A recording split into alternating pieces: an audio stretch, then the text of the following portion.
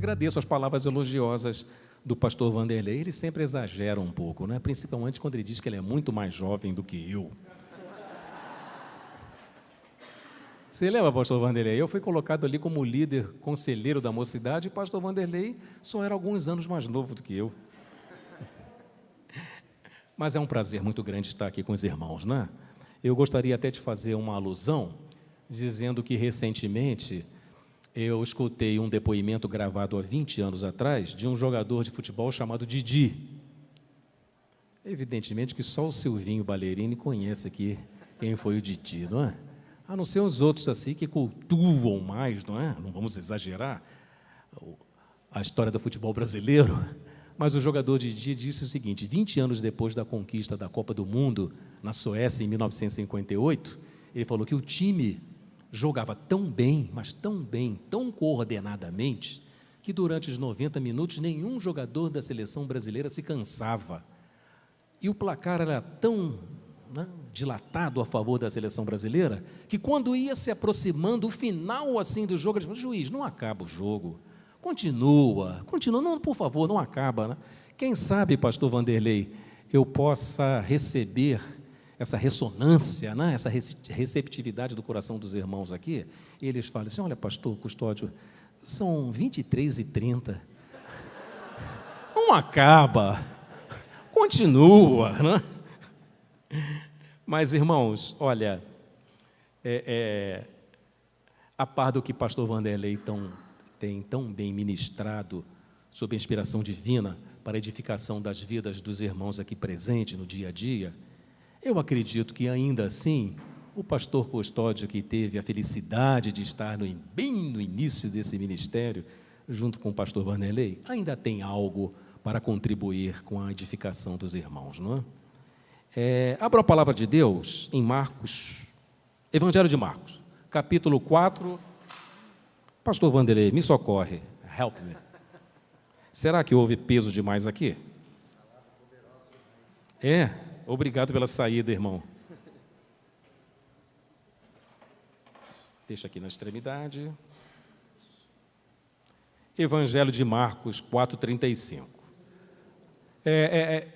Quando eu saí lá de casa, né, a Glória falou: você vai levar um caderno além da Bíblia? Ué, não é o livro que você está escrevendo? Você era para saber tudo isso de cabeça, né? E junto isso com a gozação que o pastor Vanderlei fez comigo: e Custódio, você não está se lembrando de ninguém, não? Que colocou ali no WhatsApp ali para mim, não é? Acharam? Passemos para outra margem. Um trecho só do versículo, tá ok? Em outras versões está ok, hein? Qual a versão que está diferente dessa? Hein? Vamos para o outro lado.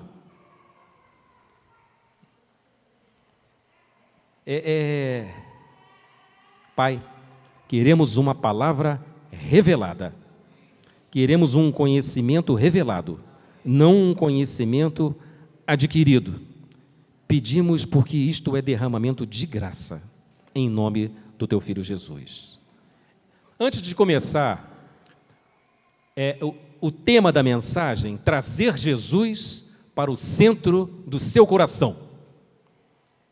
Eu quero que vocês foquem muito bem o pensamento de um homem chamado Anselmo de Cantuária, que ele professou essa afirmação em sua obra no ano de 1145. O homem pecador, por causa do pecado, deve a Deus aquilo que ele não pode pagar. E a menos que pague, ele não poderá ser salvo.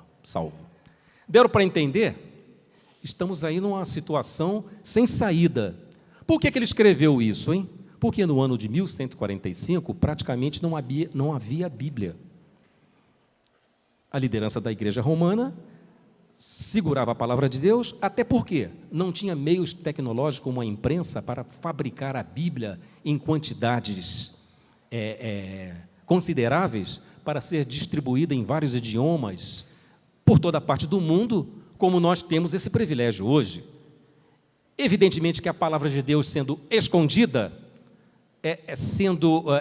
vamos dizer assim, impedida de ser divulgada da forma tão uma forma tão constante, uma forma tão intensa quando é feito hoje, as pessoas interpretavam, logicamente, diferente do que nós entendemos hoje, o que era a salvação.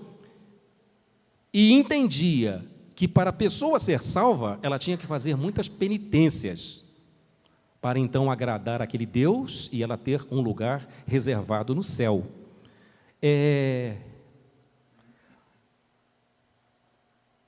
Esse tipo de pensamento, não com essa intensidade, ainda afeta os filhos de Deus hoje. Não com essa intensidade. E nós vamos ver que isso é uma armadilha altamente diabólica para tirar a posição de justificação que você teve diante de Deus, quando você algum dia abriu o coração para decidir que Jesus é o único caminho, verdade e vida para chegar ao Pai, e que não há outro caminho a não ser por Ele. E quando você pensa que decidiu isso, na verdade, Ele é que escolheu você primeiro, que você escolhesse a Ele. Isso é um mistério que nos fascina. Mas a respeito desse pensamento de Anselmo de Cantuária, olha, por causa do pecado, não é?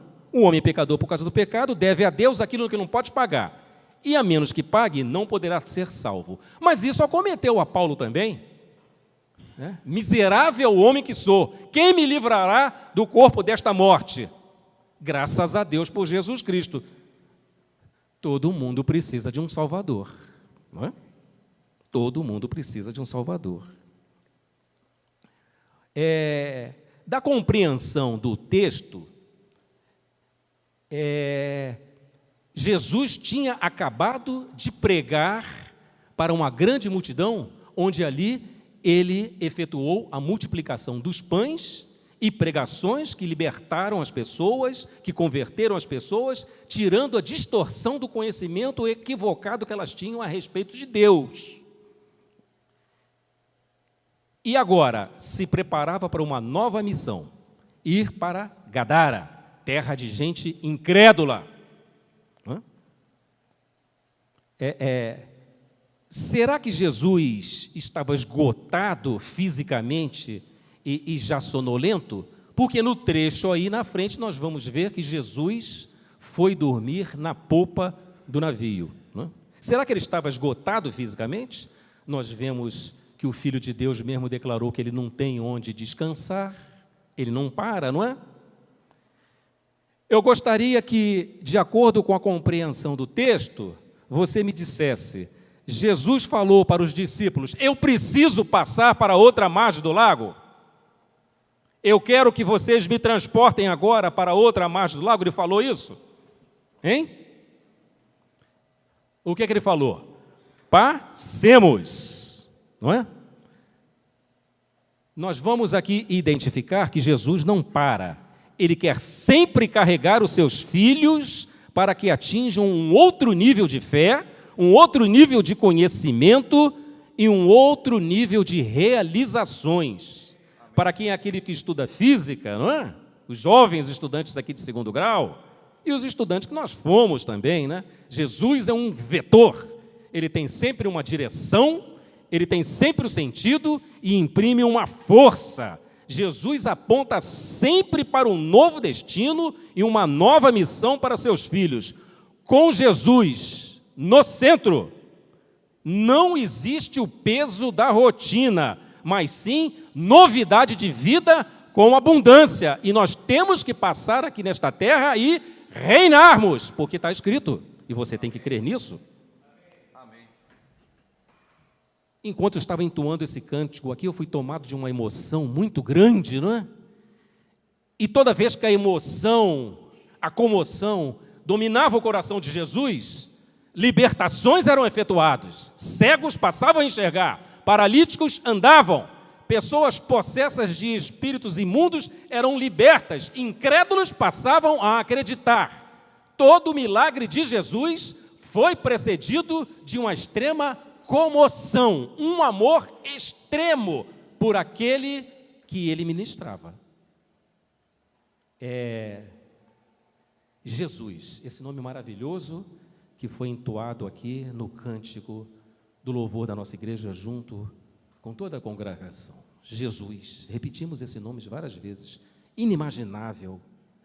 Jesus, a quem o centurião romano, aos pés de sua cruz, ao ouvi-lo exclamar, está consumado, o próprio centurião testemunhou, verdadeiramente este homem é o Filho de Deus. O incrédulo testemunhou. Jesus, a quem o filósofo ateu e comunista Roger Garaudy testemunhou. Não sei muito a respeito desse homem, mas sei que em toda a sua vida ele transmite esta mensagem. Qualquer um, a qualquer momento, pode dar início a um novo futuro. A proposta de Jesus é levar você, estudante, numa segunda-feira, né, de um dia chuvoso, colocar o uniforme. Hoje você vai passar comigo para outra margem. Quando você chegar lá na outra margem, o aprendizado que você vai ter aqui comigo, você vai entender trigonometria de uma maneira que você nunca poderia entender sem a minha presença. Uma nova realização no seu trabalho, na vida secular. Né? Mas o que possivelmente, pastor Vanderlei, pode ter ocorrido naquele barco a partir do instante em que Jesus entrou nele? Jesus sonolento? Foi dormir na extremidade do barco? Jesus, na verdade, o texto não deixa claro, mas é facilmente deduzível. Jesus, com certeza, se deparou com a própria autossuficiência dos seus discípulos. Pode deixar, Jesus, o Senhor fez um grande milagre, o Senhor multiplicou pães para uma multidão a partir de 5 peixes e 2 pães, o Senhor libertou cativos, o Senhor converteu pessoas, libertou, mas de embarcação, devido à nossa experiência, entendemos nós. Tiago, você já pode içar as velas. Bartolomeu, você já pode distribuir o peso. João, você já pode ir para a parte intermediária ver a posição dos remos. Mateus, você já pode agora recolher as redes. Jesus, disso entendemos nós. O Senhor quer chegar a Gadara? Nós vamos chegar lá.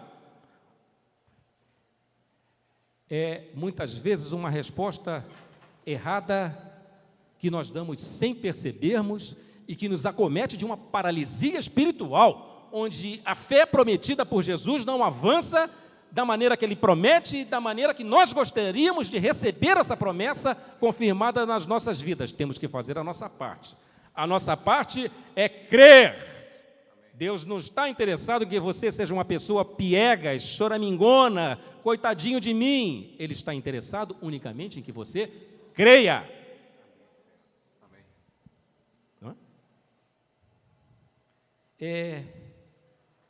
A autossuficiência dos discípulos, a crença na sua própria performance, deixando Jesus na extremidade do barco, como às vezes Jesus não ocupa o centro do nosso coração, mas fica na periferia dele, é um mal que atinge os filhos de Deus ainda hoje, sem que nós percebamos. Não é? Jesus foi dormir na popa do barco, a parte traseira, para não atrapalhar a performance e o desempenho dos seus discípulos no trajeto entre um objetivo e outro. Um que tinha acabado de ocorrer e o outro que dentro de 3 horas e meia ocorreria também. Foi forçado a abrir mão da parceria, porque ele queria estar no centro da embarcação, trabalhando junto com Pedro, trabalhando junto com Tiago, trabalhando junto com Bartolomeu, trabalhando junto com Tomé, trabalhando junto com João. Jesus ama trabalhar nos empreendimentos que vêm nos nossos corações, porque muitas vezes aquilo que nós queremos fazer, Ele é que já colocou no coração para que nós possamos fazer. Esse é o Jesus maravilhoso que quer trabalhar em parceria com seus filhos. E muitas vezes essa parceria ela não se sucede porque inconscientemente abrimos mão da presença de Jesus no centro das nossas vidas. E quando ele não pode ocupar o centro, ele se desloca para a periferia. Você que aceitou Jesus como seu único e suficiente Salvador, levante a mão quem já fez essa escolha. Ele é o único caminho e verdade. Glória a Deus por isso. Mas precisamos trazê-lo para o centro. E só podemos fazer através da parceria. O que é a parceria? É uma aliança. Deus se une com seus filhos. Ele quer fazer, sim, mas somente com a ajuda dos seus filhos. Jesus necessitando de ajuda. Pode isso? Ele gosta de receber a ajuda dos seus filhos para um propósito que é dele e que é nosso também. O que é uma aliança? É isso que eu acabei de falar. Deus se unindo com seus próprios filhos para um propósito dele que vira o nosso também. Nós vemos, pastor Vanderlei, para você que tem a oportunidade, né, de estar aqui presente, ouvindo as mensagens, eu tenho sido um privilegiado, que eu tenho assistido as mensagens do pastor Vanderlei, tudo lá de casa. Mas ele não tem me visto, está me vendo agora, depois de muito tempo, né? Deus estabeleceu várias alianças com seu povo. A aliança com Adão, a aliança adâmica, a aliança com Noé, a aliança com Abraão,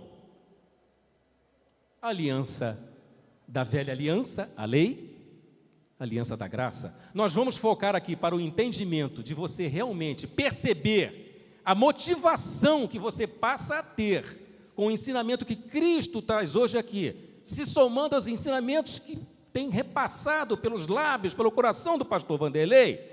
Vamos focar a velha aliança da lei e a nova aliança da graça. A lei foca o desempenho do homem com base na obediência, opera por obras. E a nova aliança da graça foca o desempenho de Jesus com base na fé e é operada pelo amor. Se você tiver entendimento, né, eu tenho certeza que o Espírito Santo estará revelando aos seus corações o entendimento dessa diferença, o que foi a aliança da lei e o que vem a ser a aliança que Deus faz contigo com base na graça. Uma foi com base no seu desempenho, outra é com base no desempenho de Jesus a seu favor. Você vai sair daqui altamente edificado, ainda sendo uma pessoa muito mais voluntariosa e abençoada na condução desse ministério à frente do nosso querido pastor Vanderlei. Hoje, sem que percebamos, transportamos e fazemos migrar Jesus do centro do nosso coração, onde ele tem vontade de ficar, para a periferia, porque ali Jesus dorme. Ele é obrigado a respeitar quando você foca o seu próprio desempenho, o seu próprio mérito, e às vezes você faz isso inconscientemente. E mais, se constitui a principal armadilha diabólica lançada contra os filhos de Deus para fazer com que eles fiquem paralisados, total ou parcialmente, nós não sabemos, depende de cada um. Confundir os termos da aliança velha com a aliança nova. E Jesus falou: eu estou consumando o velho e vou dar o novo. Vinho novo é melhor. Se preparem, meus filhos. Está vindo vinho novo aí. Mas o odre que é você tem que se preparar também, porque senão o vinho novo vai te romper. E você não vai progredir nos termos da promessa que eu dei para Abraão. E você é herdeiro de Abraão, segundo as promessas que eu dei para ele. Não quero ver meus filhos vivendo o velho. Eu estou vindo para dar o novo, não é? Cuidado, filho de Deus. Até mesmo você pode ser vitimado por isso, como eu também já fui. Você pode fazer da sua cota de oração diária, da sua cota de jejum, da sua cota de leitura da palavra, você pode estar fazendo isto muito mais um instrumento de lei do que de graça.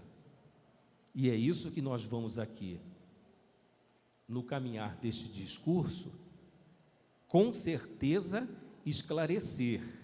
O acusador quer levar os filhos de Deus a focalizarem os seus próprios desempenhos, as suas próprias autossuficiências, para que eles, sem perceber, adentrem o reino da lei. A autossuficiência, quando ela é confirmada e Jesus vai dormir, ou então vai ocupar a periferia do nosso coração, mas não o centro, ela anula a parceria e anula a nova aliança que ele fez com seus filhos na cruz. Se isso ocorrer, a fé é anulada e as promessas de Deus a nosso favor perdem um efeito, conforme está escrito em Romanos 4, 13 e 14. E gera uma paralisia espiritual que você quer progredir, não tem um diagnóstico daquilo, quer ser abençoado e as bênçãos são retardadas e pergunta a Deus o que está havendo, e nós vamos explicar isso aqui, direitinho. Como está, meu querido irmão, meu saudoso irmão tão querido que nós nos falamos ali, como está hoje Jesus em relação à posição que ele quer ocupar no seu coração? No centro ou está na periferia? No barco que te conduz a um destino que ele estipula para você, ele está dormindo ou ele está altamente proativo, trabalhando contigo e você trabalhando junto com ele? Como está? É um julgamento que nós temos que levar em consideração. Jesus, quando foi subir aos pés depois do seu sacrifício em cruz, ele foi justificado diante de Deus. Justiça é um termo jurídico, é uma posição que você tem diante de uma autoridade. Jesus, pelo seu sacrifício, ele foi plenamente justificado diante de Deus. E você, quando o aceitou, ele transferiu essa justificação perfeitamente agradável a Deus, transferiu a você, porque quando você se converte a Jesus, a eternidade começou ali. A partir daquele momento, você não pode mais pecar. Mas pastor, é a coisa que eu mais faço, pecar na minha vida espiritual, e eu sei que eu sou muito bem ensinado, que nós continuamos a pecar mesmo sendo salvos. Acontece que ele obtém essa justificação diante de Deus e estende para você, independente daquilo que você peca. E isso é maravilhoso. Nós vamos ver isso aqui na frente, não é? Quando abrimos mão da parceria com Jesus, dessa nova aliança tão bonita, que constrangeu tanto a Paulo, deixou envergonhado, não é? Nós nos deparamos com reações que são aquelas que Jesus não queria que nós tivéssemos no momento que a tempestade nos atinge. Pior que a tempestade vem a ser a calmaria. Uma das sintomas, mostra logo o que é. A calmaria não, ela é paralisante, mas não dá sintomas. Ela é muito mais perigosa e mais altamente temida diante das embarcações no tempo colonial. Era preferível que a tempestade viesse. As embarcações, mesmo sem radar naquela época, desviavam. Mas quando vem calmaria, não adianta içar velas e nem adianta passar para a força dos remos. Quando vem tempestades e calmarias, se Jesus estiver fora do centro da nossa vida, fora do nosso coração, estiver até na extremidade, nós não sabemos como reagir. Mas, de outro lado, se nós não atravessarmos calmarias e tempestades, estaremos isentando Deus de efetuar realizações em meio a correções. Não teremos um testemunho para apresentar diante das pessoas que não se converteram ainda, mas precisam ver um currículo espiritualmente enriquecido daquilo que Jesus faz e que eles têm que saber que faz. Nós não permitiremos, nessas situações de reagirmos erradamente, que a providência vire provisão e nem que a dívida se transforme em dádiva. Não? É como a gente seleciona nos grandes centros para as escolas de jovens executivos, que dentro em pouco estaremos também com alguns jovens lá. Temos que ter um conhecimento, a habilidade para aplicar esse conhecimento e fechamos o ciclo com uma atitude, não é? Muitas vezes, com Jesus deslocado do centro de nosso coração para a periferia dele, as coisas não se sucedem como foi promessa dele, e às vezes nós temos que fazer uma oração que ele fez na cruz. Deus meu, por que me desamparaste? Foi o único momento em sua vida em que ele não chamou de pai, chamou de Deus. Por quê?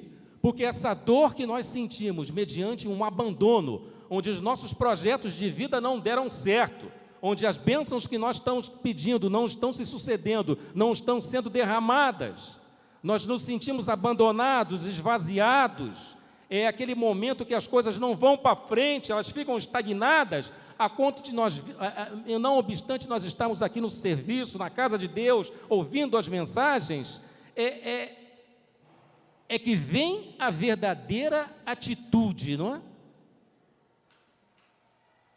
Em oração, eu já passei por esses momentos, pastor Vanderlei, algum tempo já em São Paulo, não obstante estar na casa de Deus, eu queria que certo tipo de bênção fosse derramado, certas conquistas, certas realizações, e decidi entrar num propósito com Deus, decidi jejuar, decidi entrar no secreto do meu quarto, clamar, decidi ler a palavra com mais intensidade, e nada aconteceu, porque inconscientemente, numa situação dessa, nós transformamos coisas que Jesus falou muito mais em atributos de lei do que em atributos de graça. A graça é um favor que você não merece receber, a lei não, é um condicionante. Se eu fizer isso, Deus faz isso. Se eu fizer aquilo, Deus faz aquilo outro. Se eu fizer isso, Deus faz aquilo outro. Deus não é manobrado pela sua vontade. Deus derrama a graça a você sem você merecer.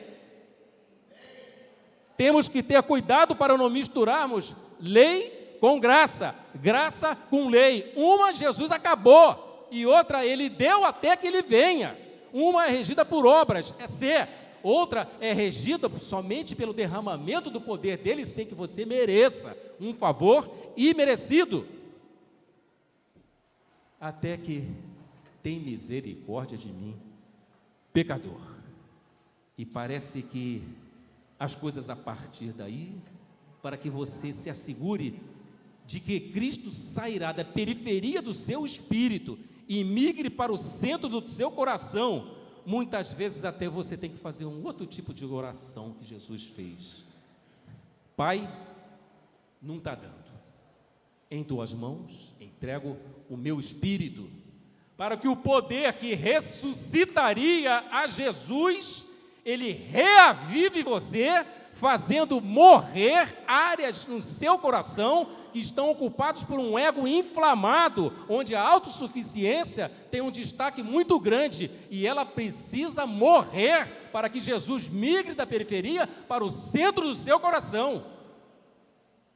É somente em momentos de reconhecimento de extrema fraqueza e impotência para se deixar preencher pelo Espírito Santo que nós nos lembramos: sem mim nada podeis fazer.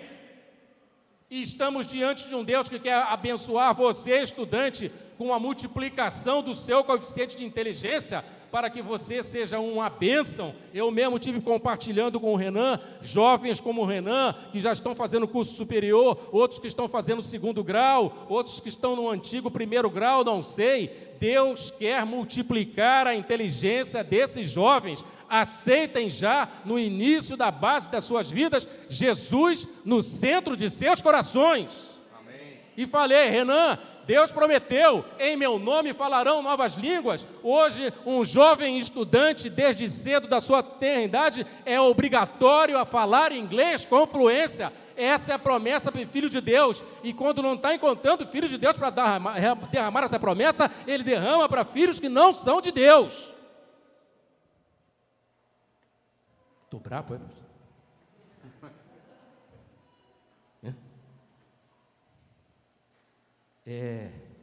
você não consegue testemunhar de Cristo, não passar uma experiência de morrer na cruz com Ele, de fazer morrer áreas de seu ego que precisam morrer, se você não passar pela cruz junto com Ele. É como disse o grande escritor japonês Katsuo Kitamori em sua obra Teologia da Dor de Deus, infelizmente não traduzindo para a língua portuguesa, somente para a língua inglesa, escrito em plena Segunda Guerra Mundial, não é? Somos equivocadamente levados a pensar que a experiência da incredulidade por parte de Tomé ela foi imprópria. Mas não foi assim. Ele falou que a menos que eu veja em suas mãos, Jesus, a marca dos cravos, eu não crerei. O mundo, porém, pastor Vanderlei, está dizendo a mesma coisa em relação a você que constitui a igreja, a você, igreja. A menos que eu veja, igreja, as marcas dos cravos em suas mãos, eu não me converterei.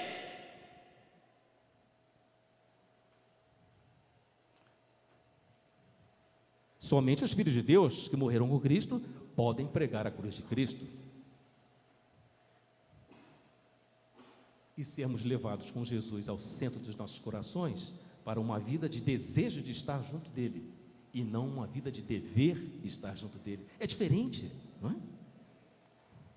Se alguém quiser vir após mim, renuncie-se a si mesmo, tome a sua cruz e siga-me, pois aquele que quiser vir salvar a sua vida, perdê-la-á, mas quem quiser perder a sua vida por amor de mim, achá-la. Mateus 16, 25 e 26, se quiserem colocar, não é? Não estou acostumado. Não é? Quem observa Jesus falar assim, Vanderlei, pastor Vanderlei, estamos diante de um Jesus que aparentemente nos reprime de tudo, nos cancela de tudo, nos prima de tudo, Jair, mas em compensação parece que não nos quer dar nada em troca. Estamos diante aparentemente de um Jesus que quer nos reprimir, que quer nos tirar o sabor pela vida, o desejo de viver, já que a vida é um dom que procede dele, é uma graça, mas não é bem assim. E para que entendamos que não é bem assim, você é levado a entender que hoje o que nós somos, né, o nosso ego, a nossa identidade pessoal é em parte resultado da criação, a imagem de Deus, e na outra parte é resultado da queda do homem, a imagem que foi corrompida. O ego que Cristo quer no centro das nossas vidas nos ajudar a negar, extirpar, tirar fora é o ego caído, tudo que dentro de nós for incompatível com Cristo. Mas o ego que Cristo quer exaltar, ampliar, amplificar, tornar mais sólido, maior, mais forte no centro das nossas vidas, ele quer nos ajudar a aflorar, é o ego da criação, tudo que for compatível com Jesus.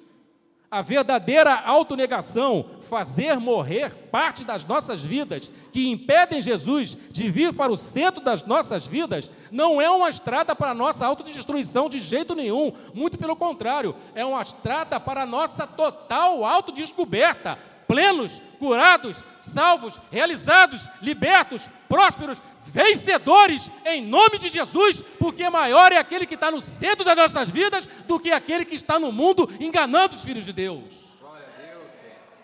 Amém. E isto, pastor Vanderlei, que é chamado salvação, na etimologia da palavra original no grego, quer dizer sidoria, ela é estendida a todos, a um só Senhor, né? Mas significando tudo isso, a abrangência dela, libertação, cura interior, plenitude, batismo com o Espírito Santo, dom de línguas, dom de profecia, a igreja sendo armada para vencer as astúcias do mal e trazendo em suas mãos um ego totalmente expulso e vendo ali Jesus no centro e todos os incrédulos falando daqui dessa vizinhança e de toda a cidade, eu estou vendo as marcas do cravo, por isso eu posso crer. Amém, Senhor. Amém, Jesus. Não é?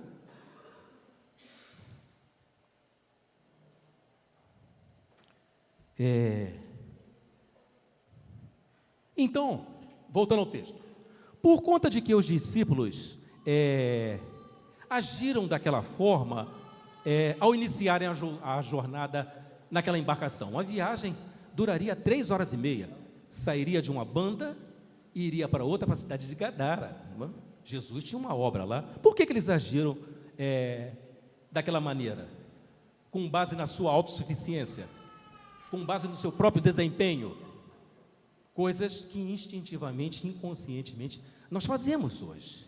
Se tivermos resposta para essa pergunta, nós teremos um diagnóstico para uma paralisia que atinge com frequência os próprios filhos de Deus. As bênçãos não são derramadas na proporção que nós gostaríamos e mais, na proporção que o próprio Jesus gostaria que elas fossem derramadas em nossas vidas. Se tivermos uma resposta para a descoberta desse diagnóstico, com certeza encontraremos a cura, não é mesmo? É sempre assim.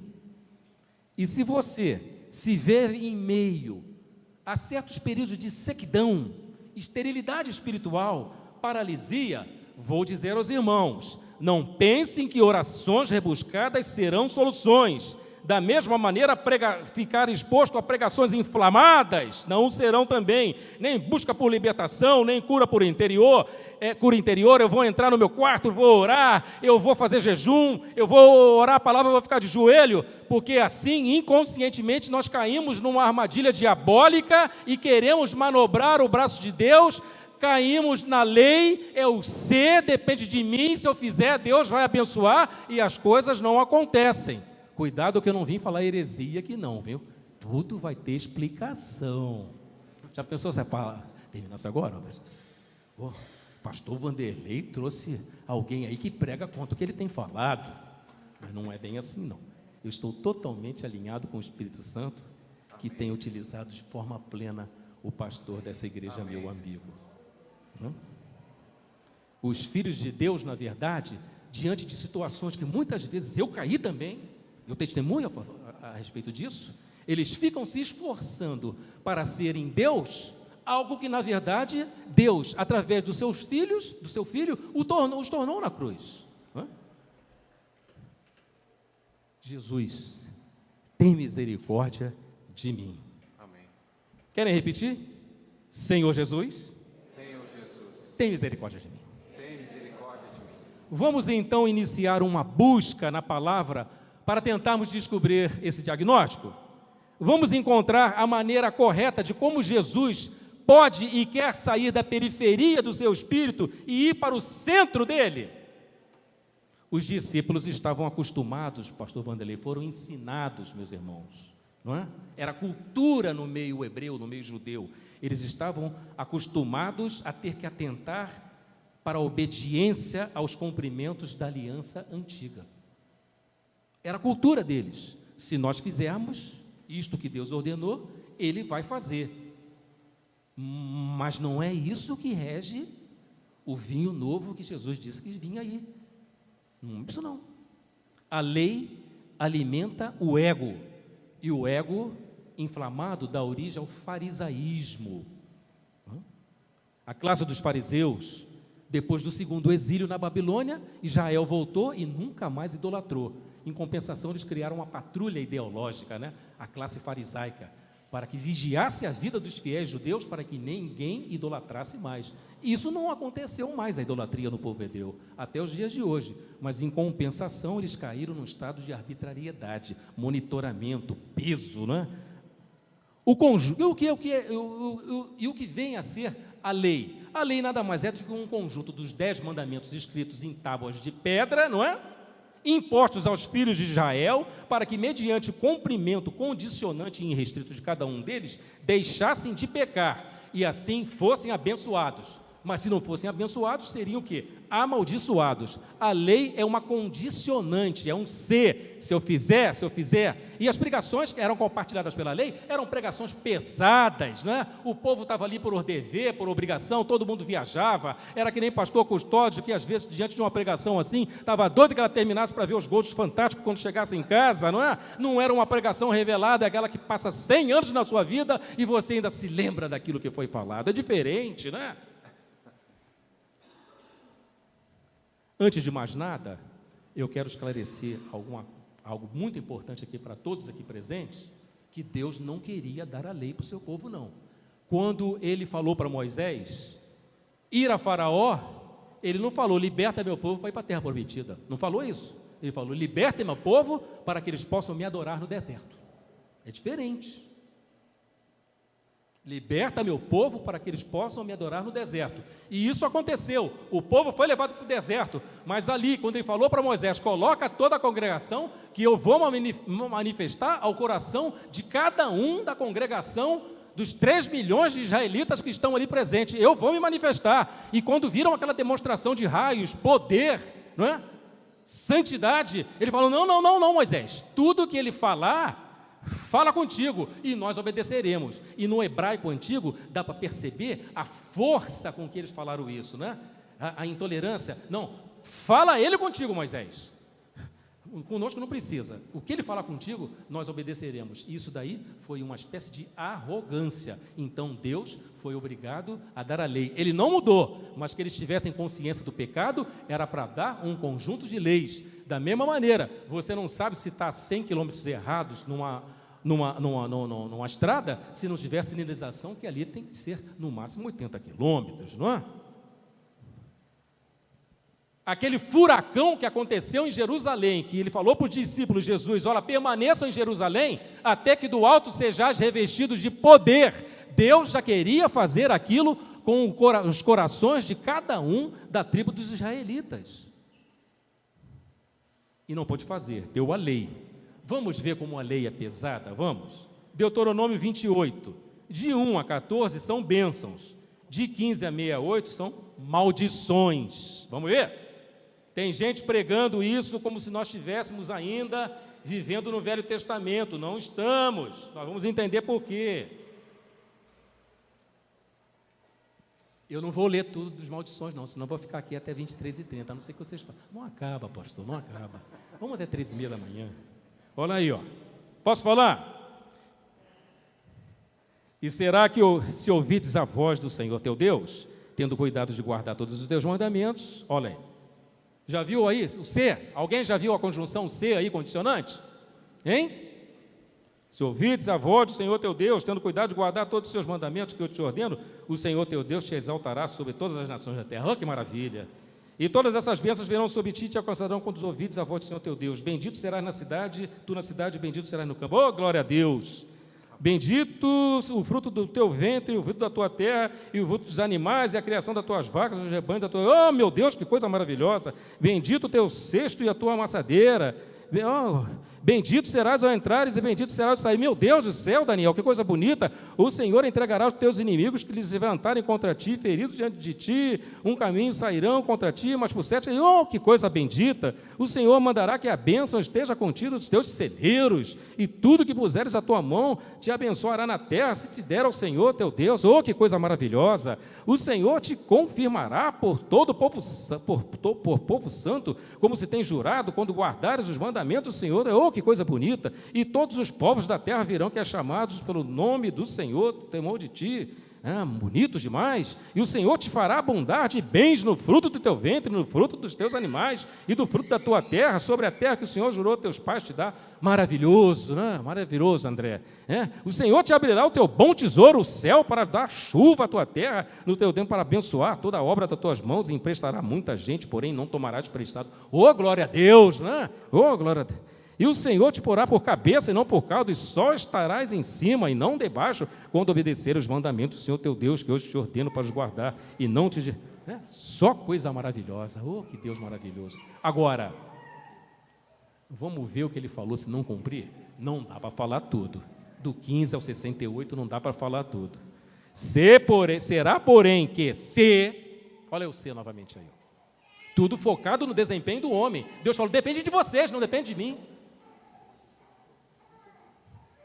Se, porém, não deres ouvidos à voz do Senhor teu Deus, para não cuidares de fazer todos os mandamentos e os teus estatutos que eu te ordeno, então virão sobre ti todas essas maldições te alcançarão. Maldito será na cidade... não faz isso comigo não, meu Deus. Maldito será o cesto a tua amassadeira. O Senhor tem misericórdia. Maldito o fruto do teu ventre, o fruto da tua terra e a criação das tuas vacas.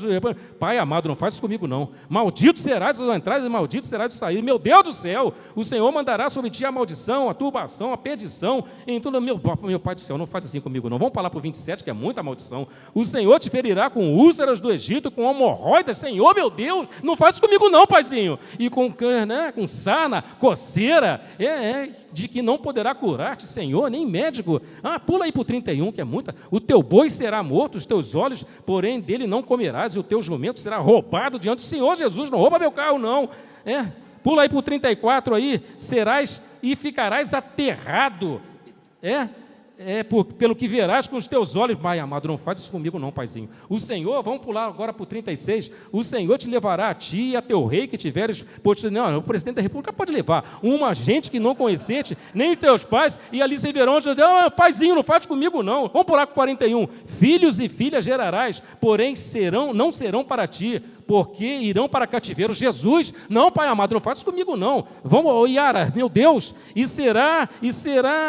46, e serão entre ti por sinal e maravilha, como também entre a tua semente para sempre, porquanto não serás servido ao Senhor teu Deus com alegria e bondade do coração. Vamos lá. Meu Deus, é tudo aqui até o 68, maldição. Eu não vou. É muito tempo, né? E tem gente pregando o Velho Testamento, trazendo mensagem como nós vivêssemos o contexto do Velho Testamento. Isso acabou. Jesus falou, vinho novo, bem aí, joga o odre velho fora.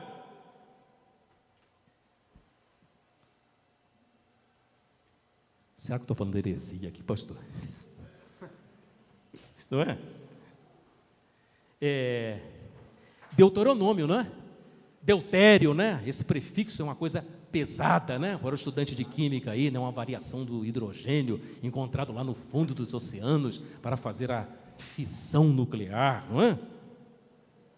Sob a velha aliança da lei, você só poderia ser abençoado por Deus se obedecesse perfeitamente os seus mandamentos, tanto interna quanto externamente. Se falhasse, seria amaldiçoado.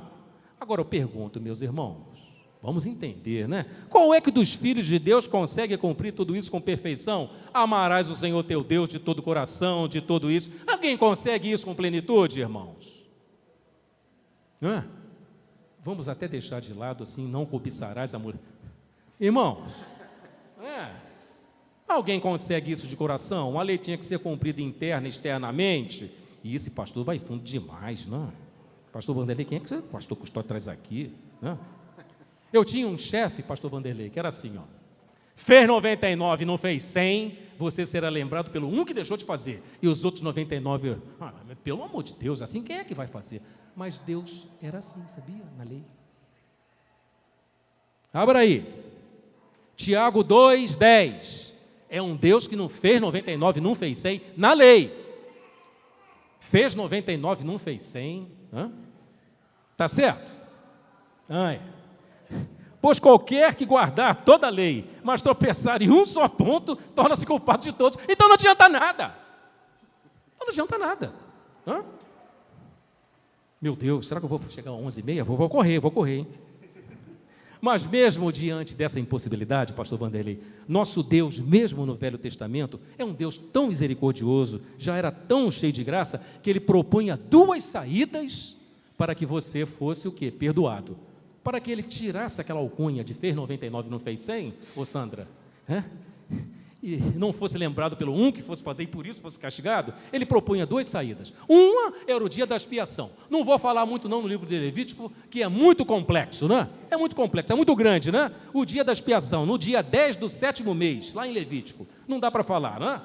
Mas para que você entenda o que era o dia da expiação, o dia que o povo da congregação era perdoado, e que daí comece a enxergar Jesus, porque Ele no caminho de Emaús fala para aqueles 2 discípulos que iam numa direção desistindo e voltaram na outra direção avivados, para que o seu coração arda, você começa a ter que ler o Velho Testamento, vendo ali a presença de Jesus. Ele falou, as Escrituras, desde os profetas maiores, desde o Levítico, desde o Pentateuco, desde a Torá, passando pelos profetas maiores, profetas menores, por Salmos, Eclesiásticos, as Escrituras no Velho Testamento dão testemunha de mim. E você não lê a Bíblia hoje para adicionar mais mandamentos. Você lê a Bíblia em primeiro lugar para conhecer e se deixar fascinar-se pela personalidade de Jesus. Você quer senti-lo perto do seu coração. E aí a gente já começa a entender o que é 10 mandamentos, que é lei.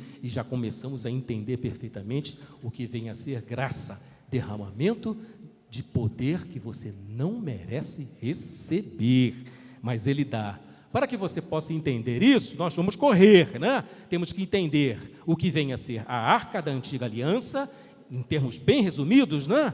Às vezes o pastor custódio não sabe pregar, ele tenta dar força de pregação a um ensino que ele compartilha. Eu não tenho essa habilidade do meu pastor Vanderlei, nunca tive, né? Talvez por causa disso que a gente sempre se complementava, né, meu pastor? Temos que entender os termos da Antiga Aliança, da Arca da Aliança, não é? Temos que entender a figura do sumo sacerdote, o tabernáculo e o ritual. Mas para que você possa entender da Arca da Aliança, não é? Ela tinha 1,23 metros de comprimento, 74 centímetros de altura e 74 centímetros de largura. Era a Arca da Aliança.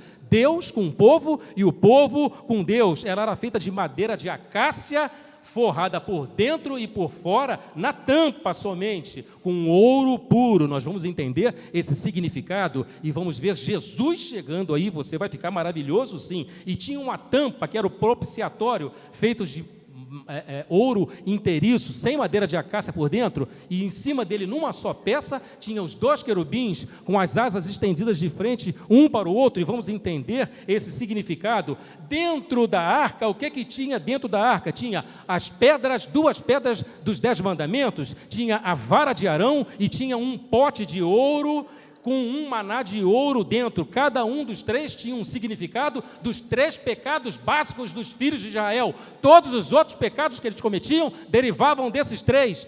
As 2 pedras dos 10 mandamentos significavam a rebelião do povo de Deus contra Deus. A vara de Arão significava a rebelião do povo de Deus contra a autoridade constituída por Deus, e o pote de ouro com o maná de ouro representava a rebelião do povo contra a provisão de Deus. Todos os outros pecados que o povo cometia derivava desses 3 pecados. O tabernáculo é muito grande, tudo ali, a inspiração que Deus estendeu a Moisés para que ele fosse construído, todos os seus 1000 detalhes ali representa Jesus em cada um dele. Nós não temos tempo, seria um espaço para uma outra pregação, e que você vai ficar maravilhado também, porque é Deus falando, não o pastor custódio. Tínhamos os átrios, onde ficava toda a congregação de Israel no dia da expiação, tínhamos o santo, onde só penetravam os sacerdotes, e o santo dos santos, que era o sumo sacerdote. Também tínhamos a figura do sumo sacerdote, pastor Vanderlei. Disso, na cobertura que ele trazia sobre a cabeça, tinha a palavra santidade, né? Que é um outro tema também muito motivante. E no peitoral do sacerdote, existiam 12 gemas, 12 pedras preciosíssimas, de valor financeiro incalculável. Na primeira carreira, tínhamos o sardio, o topázio e o carbúnculo. Na segunda carreira, a esmeralda, safira, o diamante. Na terceira, o jacinto, a ágata e a ametista. E na quarta e última fileira, tínhamos a turquesa, o sardônico e o jaspe. Em cada uma delas, existia a gravação de uma das 12 tribos de Israel. Na primeira coluna, correspondente a essas colunas que eu falei, essas linhas, tinha a tribo de Rubem, Simeão, Judá, Zebulon, Isacar e Dan, Gade, Aser e Naftali, Benjamim, Manassés e Efraim, porque a tribo dos levitas não era contada, não é? Tínhamos um ritual, a congregação ficava toda do lado de fora, cada uma trazia um cordeiro imaculado, sem mancha, sem defeito algum, entregavam para os sacerdotes entravam nos santos, e ali começava a imolação, degolavam as ovelhas, e essa ovelha era um bichinho que você levava para a tua casa, tomava conta dele, estimava ele, mas era obrigado a levá-lo para o sacrifício. Você vai entender que Jesus aparece dentro dele, personificando, tipificando esse animal que você o tratava bem, e ali o sacerdote pegava uma bacia de bronze, e todo aquele sangue ali derramado a favor ali do sacrifício da congregação de Israel, penetrava com aquela bacia de sangue, e no Santo dos Santos, onde ele só podia adentrar uma vez só por ano, e aspergia ali sobre a tampa, o propiciatório, né? E no intervalo entre os 2 querubins, Deus aparecia como numa coluna, e ali falava com o sacerdote, e o povo de Deus estava perdoado. Era o dia da expiação, não é? O tabernáculo, a arca da aliança, os sacrifícios dos animais do sacerdote, o sumo sacerdote, e as suas indumentárias tipificavam sombras de Cristo. Temos que pregar isso como se fossem sombras, não nos transportando para um cenário de Velho Testamento. Aquilo acabou. Vamos então começar a ver Jesus claramente definido nessas tipificações, para que você, meu querido amigo e irmão, o entendendo melhor, traga-o, sinta essa necessidade, sinta esse amor, sinta essa dependência de trazê-lo para o centro de seu coração e não ver jeito mais devido à paixão consumidora que você passa a ter por ele, para permitir que ele fique na periferia do seu espírito e ali desprovido das realizações que você quer ter, mas ele venha para o centro do seu coração, não por um dever, mas por um desejo ardente. Vamos começar a ver Jesus? A Arca da Velha Aliança, ela é construída nas suas laterais com madeira de acácia. Para aqueles que conhecem a madeira de acácia, ela nascia nas imediações do deserto, e para ir lá no fundo, pastor Vanderlei, ela tinha que pegar um esforço muito grande, fazer um esforço muito grande para trazer a água, e nesse esforço ela ficava toda retorcida, né? Meu querido, você é a madeira de acácia. Deus prepara você, laminando você, colocando você retinho, e por dentro de você Ele te cobre de ouro, e por fora de você Ele também te cobre de ouro. Você é a madeira de acácia, tão querido por Jesus, e Ele te cobre de ouro por dentro e por fora. Você que um dia aceitou Jesus como seu suficiente Salvador, você é visto como ouro que Ele quer recobrir. O propiciatório é um local onde se aplaca a ira divina devido à queda do homem. Deus viu a sua perfeição, a sua obra máxima cair, e ele foi tomado de ira. A cruz de Jesus é o local onde a ira de Deus conviveu junto com o amor. A ira foi jogada, estaqueada nos peitos de Jesus para sempre, e hoje ele é um Deus de amor.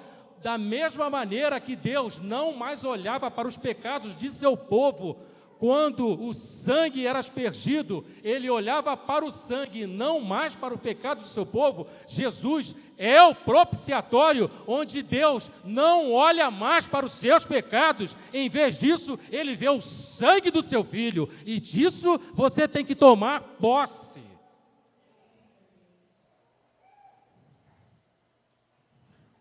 Esse era o ritual. E os dois querubins, hein? São testemunhas, não é? São testemunhas desse fato.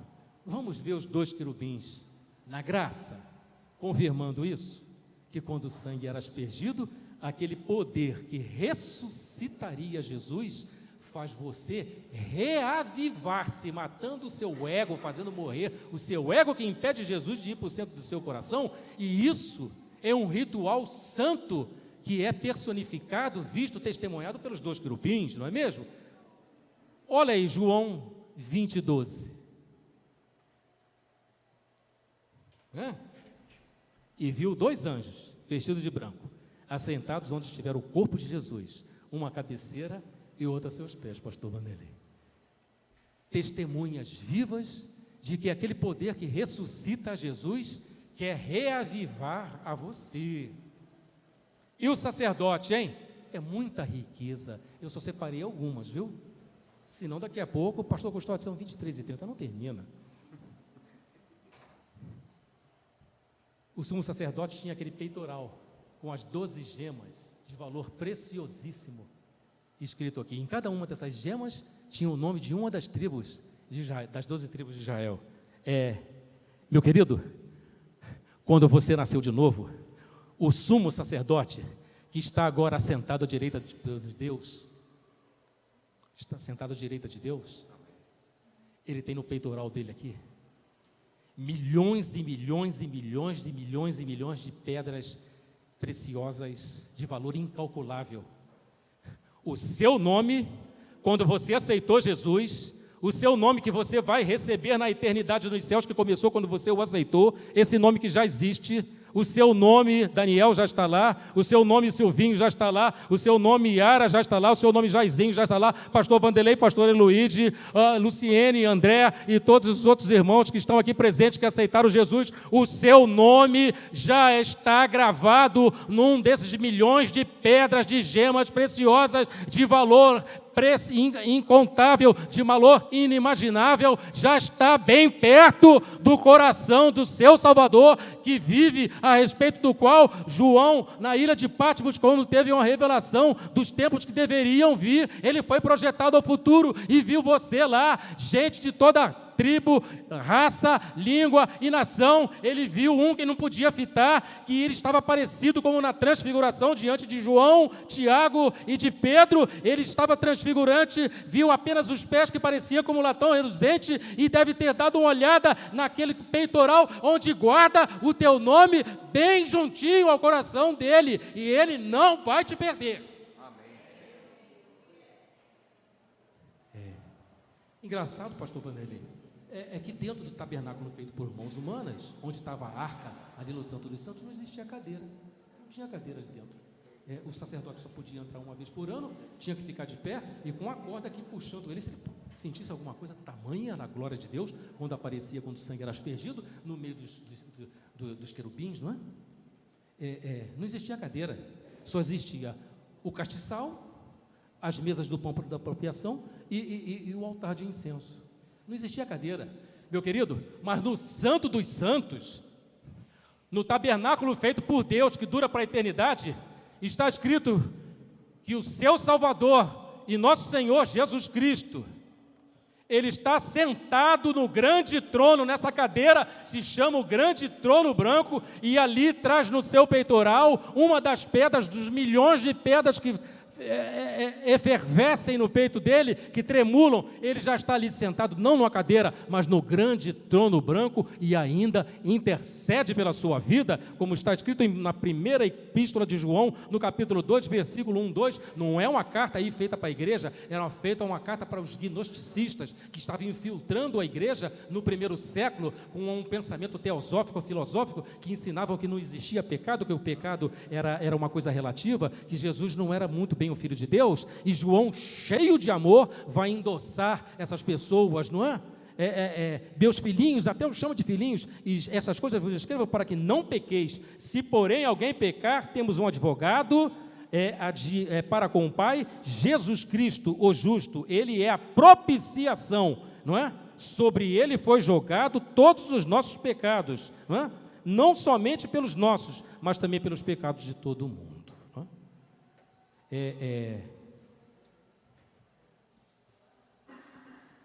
O dia da expiação era uma vez por ano. Era natural que os israelitas chegassem assim: poxa, acabou o dia da expiação, o Lael, eu já fui perdoado, e os pecados que eu vou cometer amanhã, daqui a pouco, eu vou ter que esperar chegar o dia da expiação? Meu Deus do céu. Era natural que aqueles que estivessem mais apreço pela lei do Senhor pensassem assim. Então Deus dá outra saída, né? Em Êxodo 29, 28 e 30, né? Uma outra saída, né? Para o dia a dia. Pastor Vanderlei, olha, isto é o que oferecerás sobre o altar: 2 cordeiros de 1 ano continuamente. 1 cordeiro oferecereis pela manhã, 9 horas. Outro à tardinha, que eram 15 horas. Foi o lugar que Jesus foi para a cruz e foi o lugar que Jesus expiou na cruz. Pastor Vanderlei, numa hora dessa, o filho de Israel, muito bem, pelo rigor da lei, Luciane, podia até pensar assim: poxa, é melhor eu continuar pecando do que fazer essa gama toda de sacrifícios que eu não aguento mais. E Israel, nesse tempo, pastor, tinha a maior criação de ovelhas de todo o Oriente Médio junto. Haja ovelha para oferecerem sacrifício todo dia, um de manhã, outro à noite. Meu Deus, como a lei era pesada. Não é, gente? Como a lei era pesada. Alguém pode me dar um copinho d'água aqui? Porque vamos começar, né? Para que você possa, pode abrir para mim? Deixa eu tomar um golinho.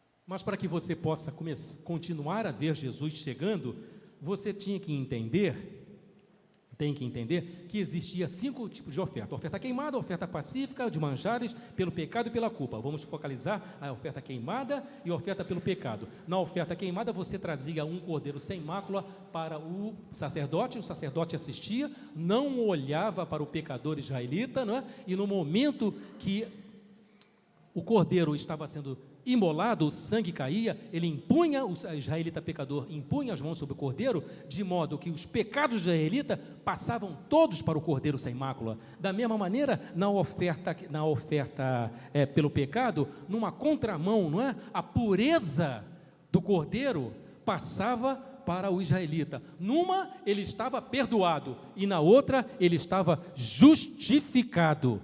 Ele tinha uma posição plena diante de Deus, mas para isso, irmãos, tinha que ter o dia da expiação e tinha que ter todo dia, não é? Numa hora dessa, o israelita falava, né, meu irmão? Todo mundo precisa de um salvador para isso, porque assim não dá, não é? Era pesado. Já pensou, André? Todo dia. Luciane, já preparou o cordeiro aí? Deu o quê? Das 9 horas da manhã? Não, já estou preparando daqui das 15 horas. Vamos, já está pensando no pecado das 14? Era assim, irmãos. E isso Jesus veio acabar, não é? Quando ele foi para a cruz, todos os seus pecados foram jogados sobre ele. Você está perdoado. E a cruz é uma obra tão inimaginável, tenham cuidado, eu não vou falar heresia nenhuma aqui, não vou desfazer nada daquilo que tem sido tão bem apregoado e revelado a essa igreja, mas quando a palavra de Deus diz que todos os pecados já foram perdoados, seus pecados passados, presentes e futuros, todos eles foram perdoados, e quando você se apaixona por isso, você não quer ficar outra coisa na sua vida, a não ser permanecer perto dele, a coisa vai começar a mudar. Amém. Ô pastor, que negócio é esse? Aquilo que eu ainda vou pecar já está perdoado, é? Vou chegar lá, hein? Hoje você, pela posição que você tem diante de Deus, você é tão favorecido quanto Jesus é. Você não tem que ficar perguntando se você é agradável a Deus, você tem que ficar perguntando se Jesus é agradável a Deus. Você não tem que perguntar se você é aceitável a Deus, você tem que perguntar se Jesus é aceitável diante de Deus. Na lei, era o seu mérito. Na graça, é o mérito de Jesus a seu favor. Ele está avisando, vinho novo vem aí, viu? Prepara que eu não... Se não for odre novo, vai romper. Eu não quero a vida dos meus filhos rompidas. Quero a vida dos meus filhos com entendimento. O momento de maior alegria de Deus não foi a criação do homem. O momento de maior alegria de Deus foi a reconciliação com o homem mediante a obra consumada de Jesus, perdoando você que crê de todos os seus pecados cometidos, passados, presentes e futuros também. Você foi perdoado antes de nascer. Amém. E tomou e se apropriou desse perdão no momento que você o escolheu como único suficiente salvador. O maior evento da história humana, meus irmãos, não é a Revolução Francesa, não é a Declaração dos Direitos Humanos, a maior obra da história humana a maior fato da história humana é a obra consumada de Jesus na cruz, perdoando todos os seus pecados. Deus te ama tanto, Deus te ama tanto, Deus te ama tanto, e com tanta intensidade, que se você fosse a única pessoa viva nesse planeta, Ele moveria o mesmo esforço que Ele fez por milhões e milhões, só para te resgatar na cruz do Calvário a seu favor. O homem foi criado por Deus, não foi para morrer. Nós não sabemos muito bem como é que seria esse processo. A Bíblia não deixa muito bem isso claramente, né? A não ser pelas vidas de Enoque e de Elias, que amaram tanto a Deus, que Deus o tomou. Quem sabe nesse sentido também, fôssemos criados, andaríamos tanto com Deus, e Deus nos tomaria, e não passaríamos pela morte física, né? Mas pastor, eu sei que fui perdoado dos meus pecados até o dia da minha conversão a Cristo, mas quanto aos pecados que eu tenho cometido e daqueles que ainda vou cometer? Excelente pergunta. Excelente pergunta. Porque o não entendimento disso, irmãos, gera uma condenação para os filhos de Deus, gera um peso, né? E Paulo mesmo fala, conhecereis a verdade vos libertará. Isso daí não é versículo para ser falado lá em plenário do Senado, quando queriam dar o impeachment para Fernando Collor, não.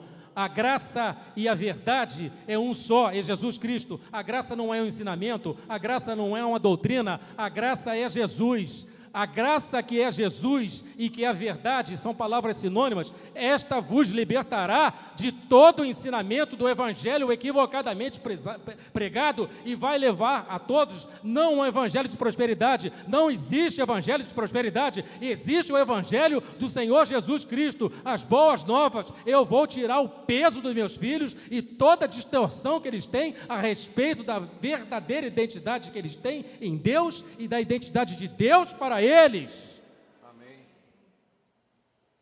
Amém.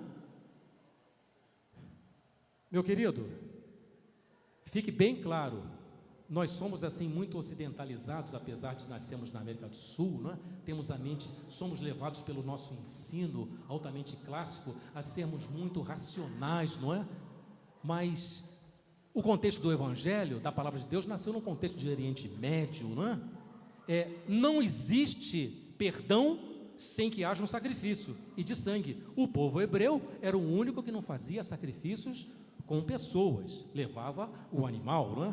Quando você está toda hora, pai perdão porque pequei. Eu tenho um colega meu que é o seguinte, ele fazia o acúmulo de pecados, não é, Jairzinho? Ele ficava assim, é uma contabilidade do acúmulo de pecados. O que houve contigo, Ricardo? Rapaz, você sabe que eu estou noivo, né?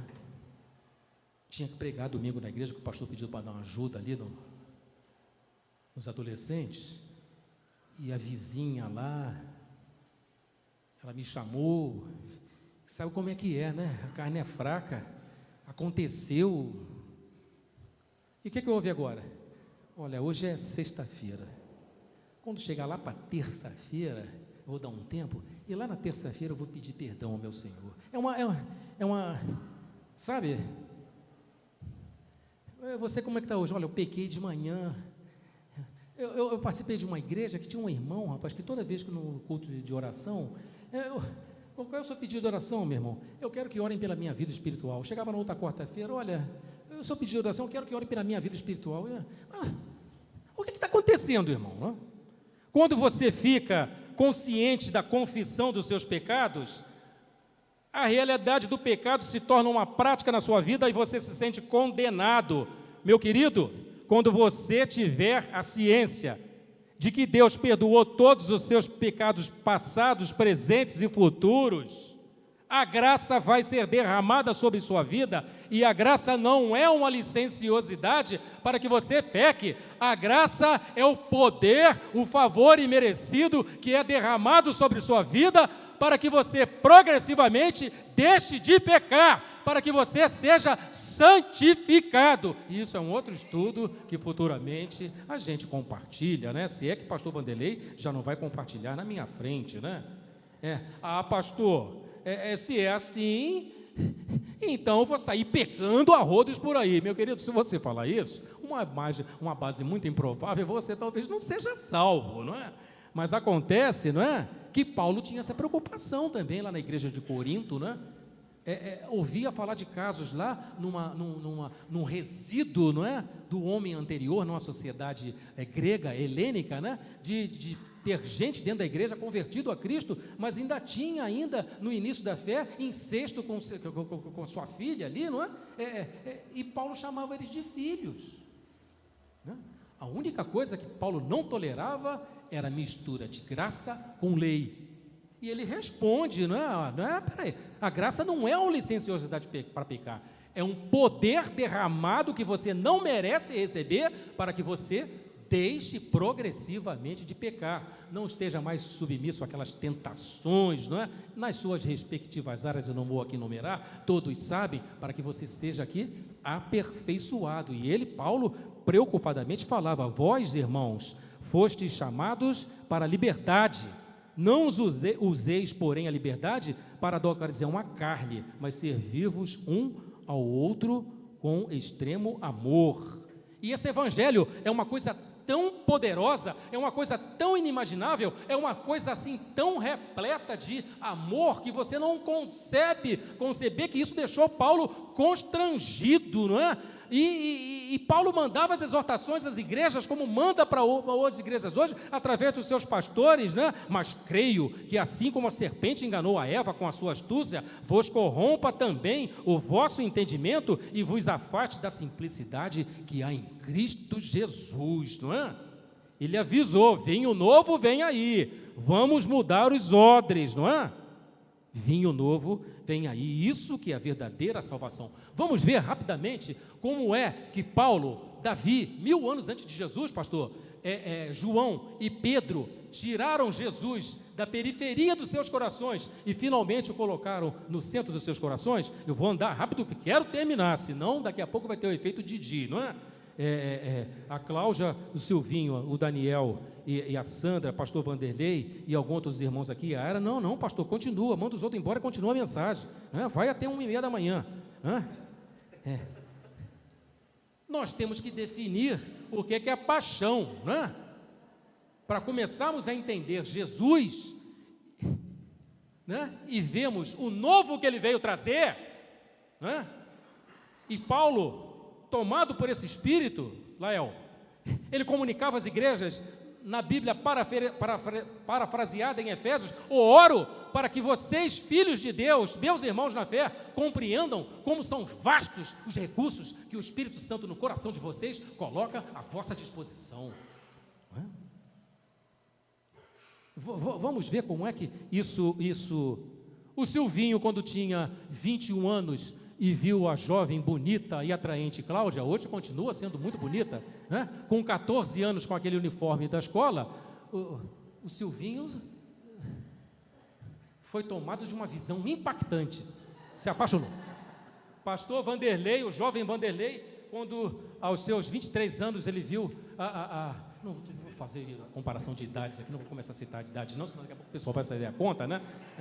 Quando ele viu a pastora Heloísa ali com 16, foi uma visão tão impactante que Daniel, quando viu a Sandra, né, não sabia pensar em outra coisa, né? Os pais do Daniel chamam, meu filho, se alimenta um pouquinho, porque senão está muito magrinho, né? Aquela preocupação, não é? O que é paixão? É a capacidade de ser afetado por alguém, não é? De que maneira Paulo começou a ser afetado? Super zeloso no cumprimento da lei, pastor Wander. Sua experiência arrebatadora no caminho de Damasco, largando toda a visão do Velho Testamento para uma visão apropriada que Jesus daria para ele, conversão no caminho, uma revelação, sua separação e crescimento em Cristo, sua pregação no aerópago, a primeira pregação, cheia de eloquência, porém desprovida, Jairzinho, completamente de unção, seu desapontamento pela resistência dos ouvintes, totalmente incrédulos, só um tal de Dionísio que interessadamente ao final de sua pregação vai lá na frente, suas queixas diante de Deus, não era assim que eu queria, eu estava pensando que ia pregar, e Paulo, chega, a minha graça te basta, o meu poder se aperfeiçoa na tua fraqueza, Paulo. Aí ele tem um segundo arrebatamento, pastor Vanderlei, muito mais profundo do que o primeiro, não é? E logo depois desse arrebatamento, ele fala que viu coisas lá que ele não se sentia vontade de compartilhar, mas eram coisas maravilhosas. Ele, uma semana depois, está presente na cidade de Listra, decide a pregar a Jesus e somente a este crucificado, fruto da revelação, pastor Vanderlei, do que o próprio Jesus falou com ele quando o arrebatou. Os próprios judeus, os poucos judeus presentes ali na sinagoga de Listra, ouve pregar o verdadeiro evangelho, o coração arde, é assim a salvação, é assim esse Jesus, apóstolo, a gente pode ir lá na cidade chamar os nossos irmãos gentios, ele olha assim para a liderança da sinagoga, não pode sim, e todo mundo vai para lá, e eles vão lá anunciar, olha, venha, está lá pregando lá na cidade, na sinagoga, um parecido com Jesus, ele fala igual a ele, eu acho que é ele, olha, eu acho que ele vai fazer sinais, quando ele fala, arde os nossos corações, e a cidade toda de Listra corre para lá, para ver a pregação pregação de Jesus e a esse crucificado, vidas são libertas, incrédulos são convertidos, paralíticos andam, coxos caminham, leprosos são curados, cancerosos são curados, pessoas endemoniadas são libertas, e Paulo termina aquilo vendo aquela manifestação que não é dele, é do poder que nele opera, não é que ele merece, é uma graça que é derramada, favor imerecido, que ele quer derramar na nossa vida também, mediante a perfeita revelação que ele traz aos seus corações. E Paulo fala: eu não quero saber de mais nada a não ser pregar a Jesus e a esse crucificado. Eu morri com as áreas dos meus egos, que eu ainda tinha, que eu era muito zeloso da tribo de Benjamim, conhecia, mas tudo isso para mim vale como esterco, porque eu conheci a simplicidade que é em Cristo, e esse é o poder que nele e em nós quer operar. Paulo passou, o pastor Vanderlei, a olhar para si, para as pessoas, para as circunstâncias e para o mundo com os olhos de próprio Jesus, a ponto de Jesus se tornar o próprio ego do apóstolo. Paulo era pleno de Cristo: sede meus imitadores, assim como eu sou de Jesus. Vamos ver de que maneira se manifestou em Davi. Por que Davi era um homem segundo o coração de Deus? Podem ser dadas várias respostas. Porque desde cedo gostava de orar, porque desde cedo estava na sinagoga, desde cedo gostava de ouvir as pessoas, mas nada disso é a resposta mais correta, Jairzinho. A resposta mais correta é porque Davi, desde novo, queria trazer a arca para o centro de Jerusalém, não é?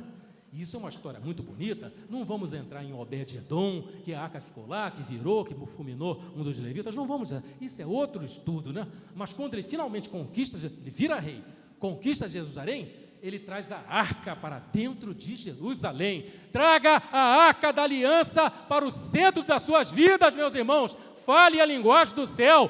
Traga a arca da aliança para dentro, para o interior, para o centro de seu coração, porque quando aquele féretro entrou, toda a congregação de Israel dançando com Davi, e todos os levitas tocando, e a arca vindo como se fosse em proporções um bloco de carnaval, vamos dizer assim, mas homenageando o autor da nossa vida. Eu também gosto disso, eu gosto de pular, eu gosto de dançar, eu gosto de dar glória a Deus. Eu ouvi dizer que vai ter festa aqui, eu queria também. Deus é um Deus de festa, né?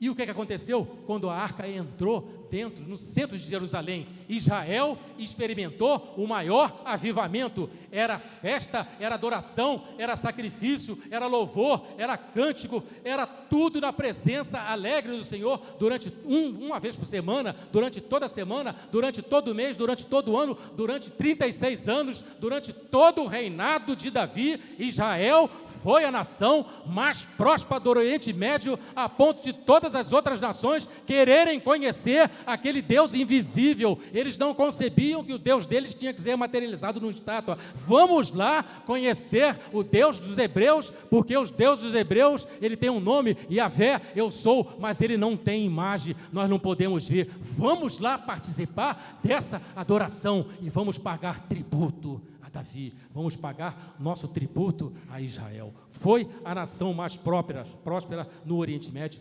Traga a arca da aliança, que é Jesus, para dentro de seu coração e experimente o derramamento da graça manifestado nas suas conquistas, manifestado nas suas realizações, manifestado na materialização do seu sonho, materializado nas suas conquistas. Em nome de Jesus, faça isso, meu irmão, nós vamos perceber agora. Mas Davi pecou, né? Calmaria. Chegou calmaria. Devia estar na frente da batalha, conquistando, está lá um pecado com Betseba. Né? Desmascarado pelo profeta Natan, Jairzinho, não é? Davi, o certo era você ser apedrejado, porque você adulterou, mas tudo bem, daqui para frente a espada jamais sairá da sua casa, e o reinado é tomado por Absalão, e ele vai para o segundo exílio. Ele que já tinha passado o primeiro, falou: Senhor, de novo não, e está ele lá no segundo exílio, e lá, na dor daquele exílio, ele tem uma visão Yara, 1000 anos depois na sua descendência, e que chega até nós, e nós não valorizamos isso. Vamos valorizar. E ele diz: bem-aventurado o homem a quem Deus imputa a justiça sem obras. Bem-aventurado aqueles cujas maldades são perdoadas e cujos pecados são encobertas. Bem-aventurado o homem a quem o Senhor não imputa pecado. Ele teve essa visão de um privilégio que nós temos hoje, porque o sacrifício já foi feito a seu favor, te perdoando teus pecados presentes, passados e futuros. Valorize isso, porque Deus, quando olha para você, Ele não olha mais os seus pecados, Ele vê o sangue do seu Filho aspergido sobre a sua vida. Ele é o grande advogado. Pode deixar, Pai, Ele não está orando, pode deixar comigo, esse trato eu vou dar uma poda, eu vou tirar um pouco ali, Senhor, mas é meu filho, tem a vida eterna ao nosso lado, a gema dele está aqui comigo. Valorize isso, meu. Amém, Senhor. É como diz o pregador Robert Salce no seu livro, muito bonito, traduzido para o português, Santificação. Os filhos de Deus, nascidos de novo em Cristo Jesus, mas que ainda o têm na periferia, na extremidade de seus espíritos, na extremidade de suas vidas, não verão ocorrer mudanças substanciais em suas vidas, e assim viverão presos entre dois reinos, uma gangorra, o reino da licenciosidade, o outro o reino da licenciosidade, o da lei, o outro da graça. Na verdade, eles estão realmente no reino da graça, porém ainda assim se deixam atrair pelo reino da lei, dominado pelo maligno. O diabo não pode de forma alguma fazer com que você perca a sua posição de justificado em Cristo Jesus, mas se conseguir fazer você crer que essa posição não é real, você acabará vivendo sim, como se de fato essa posição não fosse real. Jesus, em tais situações, viverá na periferia, na extremidade, e não no centro da sua alma, da sua mente e do seu coração. Você ficará sempre com obsessão ou frustração de que necessita fazer algo mais, fazer um procedimento a mais, fazer uma conduta a mais, cairá na lei, precisar falar mais em Deus ou para Deus, com o fim de estar assegurado de que na verdade está salvo, mas viverá condenado. Esse algo a mais trata-se de obras. Eu vou orar mais, eu vou jejuar mais, eu vou ler a Bíblia, eu vou entrar no serviço, e você acaba entrando no dever, anula a graça e não é herdeiro das promessas. Nós vamos chegar lá, falta pouquinho tempo. Pastor, vai embora, vai até as 23h30, pastor. Vamos ver como é que afetou a João? Eu vou ser breve, né? No final aqui, pastor Vanderlei, eu estou olhando para esses olhinhos aqui, olhando para mim, faz me lembrar de uma infância muito difícil que eu tinha, né? Que eu tive. Papai saía, né? Naquele dia não tinha um alimento, final do mês era curto, né? Eu e minha irmã Sandra, né? Sandra, falecida já. E minha mãe, né? Esperávamos o papai chegar tarde. Papai, quando ele batia na porta, né? Abria a porta, 22 horas, por aí assim. Papai, trouxe comida, né? É duro isso, né, irmãos? Eu estou olhando para cada olhinho aqui e estou tomado de um extremo amor por cada um presente aqui, sabe? É como se eu chegasse aqui, o Silvinho, Henrique, Felipe, né? Pastor, trouxe comida? Trouxe. A palavra de Deus é um manancial inesgotável.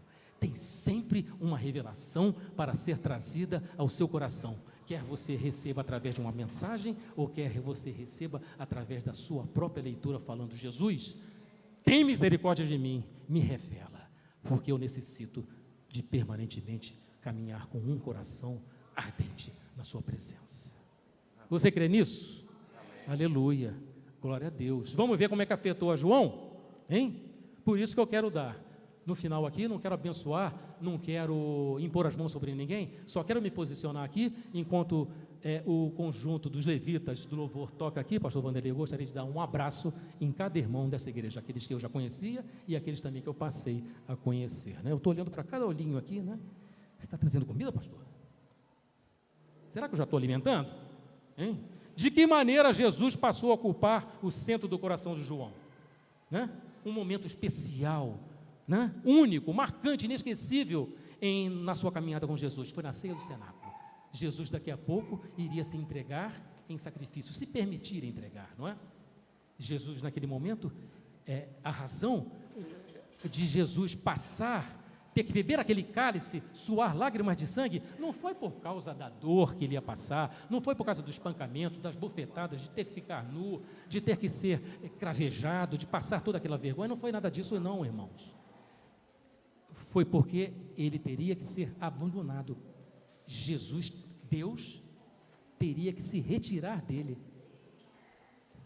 E ele, desde a eternidade, sempre um com o Pai. Pai, eu sempre fui um contigo e agora vou ter que ser abandonado. Isso, meu irmão. Fez ele suar lágrimas de sangue, porque muitas outras pessoas foram martirizadas assim que nem Jesus. Jesus estaria se acovardando? De forma nenhuma. O Pai teria que sair dele. Na cruz, ele teria que estar abandonado. Precisava sentir a mesma dor que você sente diante de alguns abandonos aparentes que você tem passado, não é?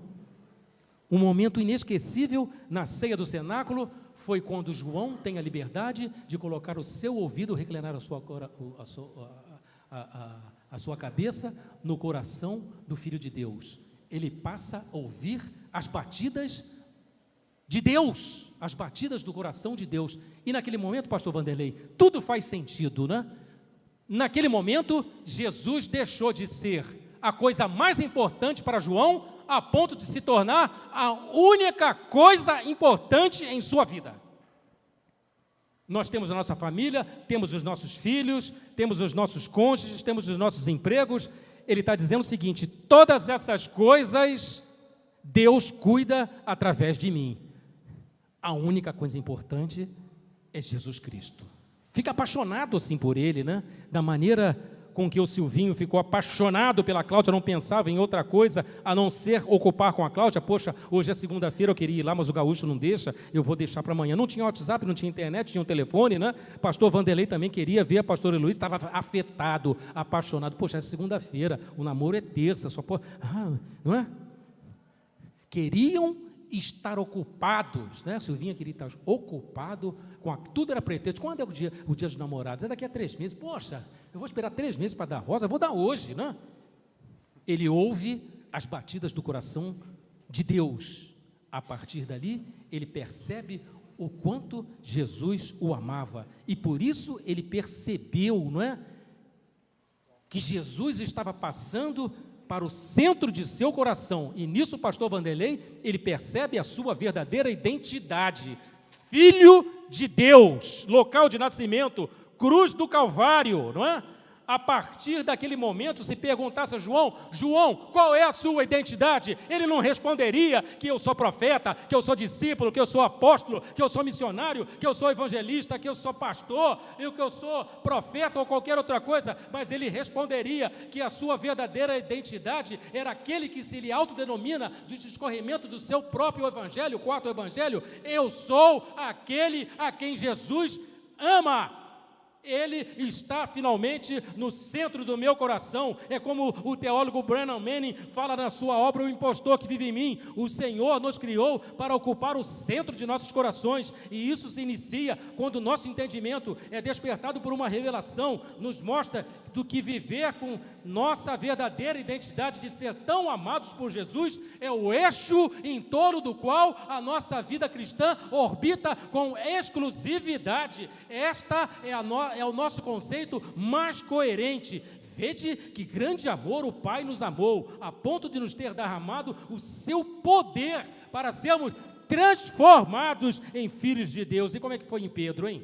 Finalmente, Pedro, na sua fraqueza, no seu abatimento, foram decorrentes do seu empenho, das forças, da sua própria força de vontade de querer salvar o mestre, de nada adiantou. Jesus, então, de maneira ressurreta, eu estou resumindo, aparece finalmente em sua vida e pergunta para ele, não uma, mas 3 vezes, Pedro, tu me amas? A pergunta não é apenas contundente, mas sim altamente reveladora, para que Jesus passe a ocupar o centro do coração de Pedro. Pedro, eu vou derramar poder na sua vida, para você apacentar as minhas ovelhas, mas se esse poder for derramado, Pedro, precisa estar fundamentado no amor,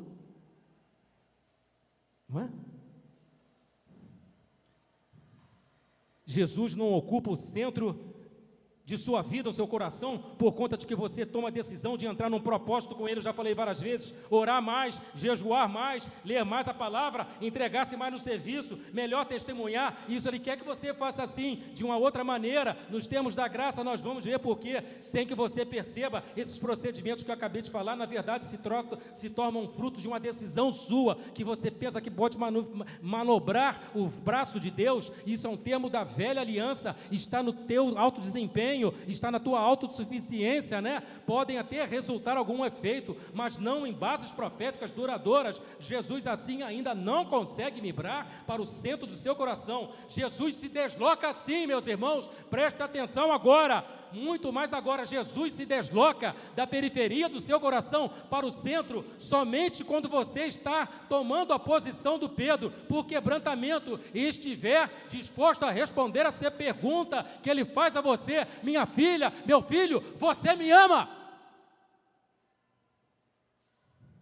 Quando você é afetado por essa paixão, você deseja trazer, jovem, para a sua vida, Jesus para o centro do seu coração, e você começará a ter o amor para Jesus, a ser apaixonado por Ele, quando você tiver um vislumbre dessa percepção, quanto que Ele comprovou esse amor dEle por você, te substituindo em morte de cruz. Você vai querer ler a Bíblia, não para ter acesso a uma série de mandamentos, porque Jesus não veio mais trazer mandamento, Ele só veio trazer um, e não foi os 10 mandamentos não, foi o mandamento do amor, e você vai querer ficar ocupado com Ele. Você vai começar a ler Bíblia, não para ler mandamentos, mas para conhecer a personalidade daquele que escreveu a Bíblia, a saber, o próprio Jesus Cristo. Você vai querer entrar no secreto do seu quarto para ficar a graça de Deus, a maravilhosa. Você vai querer jejuar de estar na presença com Ele, porque Ele é fantástico, porque Ele é teu Deus, que Ele faz você ter um coração ardente. Você vai ficar afetado por Jesus, e tudo isso começa a brotar no seu coração a partir do momento que você sabe o quanto que foi perdoado por Jesus.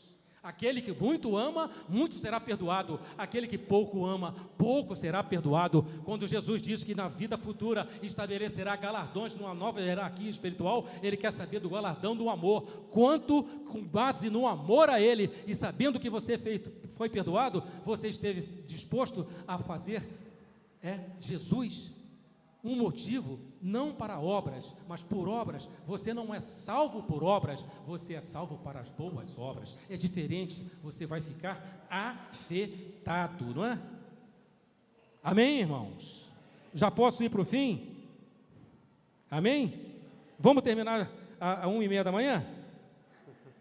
Aleluia! Estou pulando aqui, viu? Estou pulando. Tenha cautela, irmão.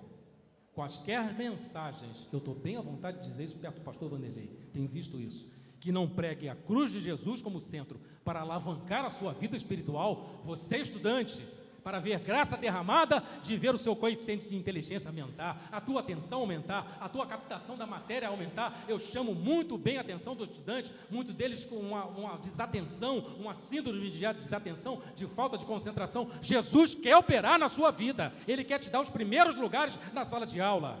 Peça um favor imerecido, não é mesmo? Tenha cautela diante de qualquer mensagem que não enfatiza a exclusividade da cruz de Cristo, não é? Isto faz com que você caia numa armadilha. Viva nos termos da lei, não viva nos termos da graça. Já vou terminar. Ó Gálatas insensatos, quem vos fascinou antes a vós cujos olhos foi representado Jesus como crucificado? Quisera saber isso de vós: recebeste o Espírito pelas obras da lei ou pela pregação da fé? Em Gálatas 3, de 1 e 2. Gera o galacianismo, mistura da lei com a graça. Já vou terminar, não é, pastor Vanderlei? É como na igreja de Laodiceia, esmorna, que queria que você fosse fria ou pelo menos quente, porque esmorna, vou vomitar na minha boca, da minha boca, né? A igreja misturava lei com graça, e o apóstolo João também endossou isso no livro de Apocalipse, não é? Vou fechar.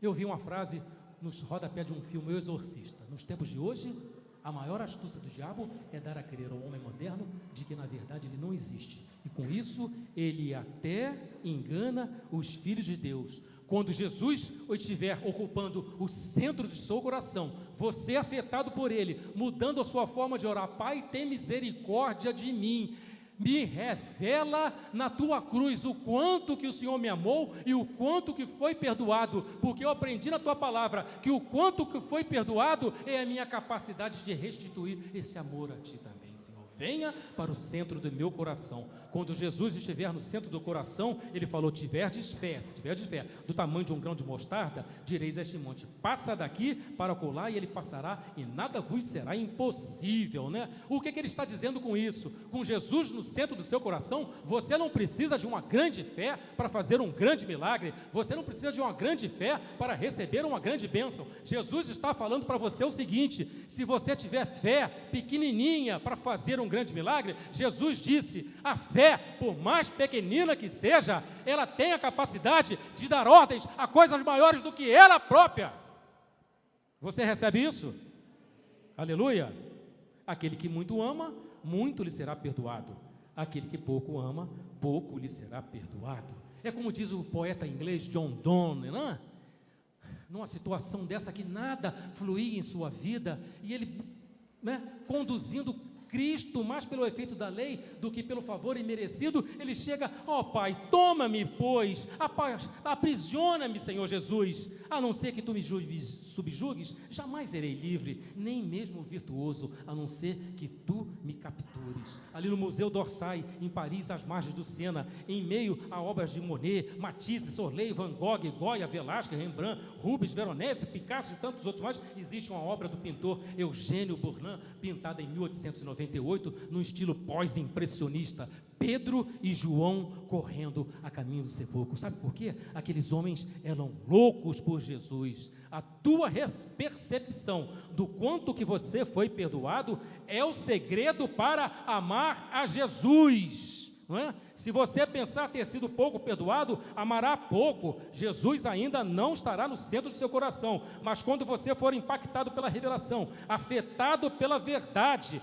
como o pastor Vanderlei conheceu a pastora Heloíde, como o Silvinho conheceu a Cláudia, como o Daniel conheceu a Sandra, de ser afetado pelo aquele amor e ser afetado por Jesus, você vai tomar a noção do quanto foi perdoado na cruz, vai querer se ocupar com ele, vai ter que ler, vai se sentir com vontade, dependência de amor, de ler a Bíblia todo dia, não para ver ensinamentos, não para ver mandamentos, mas sim ensinamentos do Senhor por dependência de amor, para conhecê-lo mais, orar mais. Você vai sentir vontade de orar mais, sentir Jesus se revelando a você, te consolando, te edificando e te exortando em nome de Jesus, né? Quanto mais os filhos de Deus, como diz o grande teólogo Overhard Pannenberg, que era ateu e se converteu sozinho lendo a palavra de Deus, quanto mais os filhos de Deus entenderem a glória da substituição divina que ocorreu na cruz em lugar de seus filhos, tanto mais será para vós, seus filhos, confiarmos no amor do substituto, Cristo Jesus. Olha, irmãos, eu vou dar um fecho aqui agora. Pastor Vanderlei, me dá 5 minutos. Hein? Vou fechar, passei da hora, vou fechar. Irmãos, eu queria ter passado por o jovem Renan, não é? Um quadro aqui que mostrasse a comparação entre lei e graça. Eu listei 28, vou tentar falar, não pregar, só ler. A Glória falou: vem cá, você vai levar um caderno para lá para pregar, é? Você não está escrevendo um livro a respeito disso? Você era para ter tudo de cor. Parece que a esposa às vezes chega mais para arrepiar do que... Glória, pô... Outro dia eu cheguei para ela, a Glória chegou para mim: vamos orar? Vamos. Vamos orar sim, filha, vamos. Escuta, porque... Comecei a gaguejar. Porque daqui a 25 minutos vai começar o jogo do Vasco. Será que a gente... pelo amor de Deus, né, meu filho? Você não vai querer entrar em oração comigo, tendo como balizamento o início do jogo do Vasco. Não vai fazer isso comigo agora, né? Pastor Vanderlei, passamos, esquecido do jogo do Vasco. Quando eu leu para meia-noite, Silvinho, lá na resenha esportiva, Criciúma 4, Vasco da Gama 1. Graças a Deus, Pai, desse livramento no seu caminho. Vamos lá, irmãos, vamos fechar, né? Eu queria fechar com uma poesia. As poesias sumiram das igrejas, né, pastor? Quando eu fui embora daqui, eu declamei uma poesia. Vou fazer um fecho falando uma poesia, mas vou falar primeiro a diferença entre graça e lei. Vamos lá, vamos embora, vamos terminar. Na graça o seu nome é Jeová, eu sou. Dizendo, na lei o seu nome é Jeová, eu sou. Mas na graça o seu nome é Abba, Paizinho, Daddy, né? Papai. Na lei, ela foi centrada em Moisés. Na graça, é centrada em Cristo. Na lei, a lei foi dada, mas na graça, a graça e a verdade vieram. Não é? A graça não é a doutrina, é o próprio Jesus. Na graça, na lei, o primeiro milagre, Moisés transformou água em vinho e o resultado foi condenação e morte. Mas na graça, o primeiro milagre, Jesus transformou água em vinho e o resultado foi celebração e vida. Na lei, o pai chega para Moisés, Moisés, entras nos meus átrios, mas quando você entrar, tira as sandálias, porque o lugar que pisas é santos. Mas na graça, o pai sai dos seus átrios, corre na direção do filho que está vindo para ele e fala: meu filho, calça as sandálias, porque tudo que é meu é teu. Na lei é fazer, se você fizer, mas na graça está consumado, pode descansar em mim. Na lei, assim que Deus deu as tábuas da lei, 3.000 morreram por causa do bezerro e da idolatria ao bezerro de ouro, mas na graça, assim que Deus derramou o Espírito Santo, o pastor Vanderlei, no aniversário da igreja, 3.000 se converteram diante do discurso de Pedro, cheio do Espírito Santo. Na lei, até os melhores falharam, na graça, até os piores podem ser salvos. Na lei é um escrito de dívida, mas na graça é um escrito de dádiva, não é? Vamos lá, se eu tenho gasto para chegar até o final. Na lei, a pregação é focada no viver corretamente, mas na graça é diferente. A pregação é focada no crer corretamente. Na lei, prima pela modificação do comportamento, mas na graça, prima pela modificação do coração. Na lei, quando você fica algum tempo sem ler a palavra, você se sente culpado, mas na graça, quando você fica algum tempo sem ler a palavra, você se sente faminto. Na lei, você se sente consciente do pecado, mas na graça, você se sente consciente de que é a justiça de Deus em Cristo Jesus. Repita comigo: eu sou a justiça de Deus em Cristo Jesus. Fale isso 50 vezes por dia para espantar, não deixar entrar. Numa época de tudo ter que ser repreendido em nome de Jesus, qualquer seta que venha da tua cabeça é manifestação do mal querendo se passar pelo seu próprio pensamento. Repita: eu sou a justiça de Deus em Cristo Jesus, e essas coisas somem, vem a plenitude. Na lei você tem um conhecimento adquirido, mas na graça você tem um conhecimento revelado. Na lei você é movido pelo dever de buscar a Deus, mas na graça você é movido pelo desejo de buscar a Deus. Na lei é um avivamento do pecado, Romanos 3,20, mas na graça é um avivamento do amor pelo perdão. Na lei você guarda a frustração por causa de seus constantes falhas e pecados, mas na graça você é consciente do perdão de Jesus concedido na cruz por todas as suas falhas e pecados passados, presentes e futuros.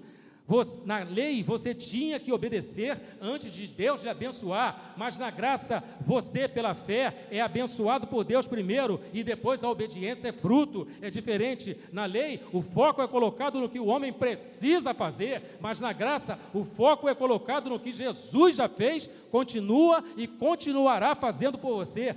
Na lei, a arca da aliança ficava no centro do tabernáculo, construída por mãos humanos, mas na graça, a arca da aliança, que é Cristo Jesus, se posiciona na pessoa do Espírito Santo, no centro dos corações dos filhos de Deus, construídos pelo poder do próprio Espírito Santo. Na lei, Deus agia, Deus exigia a justiça do homem, mas na graça, pastor Vanderlei, Deus transmite justiça ao homem por meio da obra consumada de Jesus. Na lei, Deus visitará os seus pecados até a 3ª e 4ª gerações, mas na graça, Deus fala para você que não mais se lembrará dos seus pecados. Na lei, os filhos de Israel eram abençoados se obedecessem perfeitamente aos mandamentos de Deus, interna e externamente, mas na graça, os filhos de Deus não precisam depender de seus próprios esforços para receberem as bênçãos de Deus, porque Jesus já cumpriu por ele todas as exigências da lei em seu lugar. Os filhos de Israel na lei eram amaldiçoados se não obedecessem perfeitamente aos 10 mandamentos, mas na graça os filhos de Deus podem desfrutar das bênçãos e do favor imerecido de Deus, porque na cruz Cristo se tornou maldição por vocês. Por nós, na lei, você tinha que depender do esforço próprio para produzir modificação do comportamento, mas não produzia modificação do coração. Mas na graça, observar a beleza, a majestosidade e a formosura de Jesus e de sua obra consumada na cruz, desperta a transformação interna que produz boas obras motivadas pelo amor de Deus. Eu estou chegando ao fim, será que eu tenho fôlego para chegar lá? Pastor Vanderlei, manda para uma ambulância ali, infarto do miocárdio, meu Deus do céu, me livra, que eu estou na graça, Senhor. Os sacrifícios de sangue na lei dos animais cobriam os pecados dos filhos de Israel durante apenas 1 ano. O ritual tinha que ser cumprido uma vez a cada ano, mas na graça, o sangue de Jesus removeu os pecados presentes, passados e futuros de seu filho, dos crentes, completa e perfeitamente, de uma vez por todas. Hebreus 10, 11 e 12, na lei a obediência à lei não podia dar e não dava aos filhos de Israel o poder de eliminar o pecado de suas vidas.